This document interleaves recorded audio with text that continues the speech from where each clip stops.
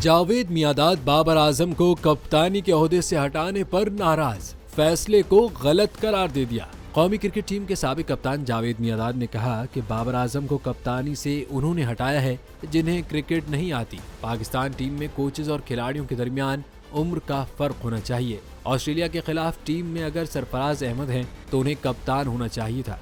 उन्होंने कहा कि क्रिकेटर्स को एहतराम और इज्जत देनी चाहिए। सियासी असर रसूख की वजह से पीसीबी में आने वाले खेल को नाकाबिले तलाफी नुकसान पहुंचा रहे हैं।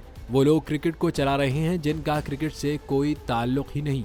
मुल्क के सबसे बड़े खिलाड़ी बाबर आजम की तस्दीक की गई, उन्हें कप्तानी से हटाने का फैसला दुरुस्त नहीं है।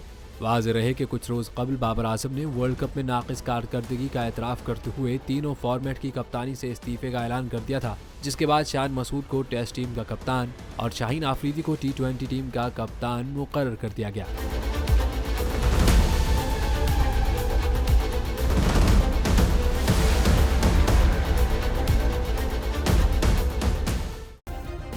सब्सक्राइब करें और बेल दबाएं ताकि कोई खबर रह न जाए।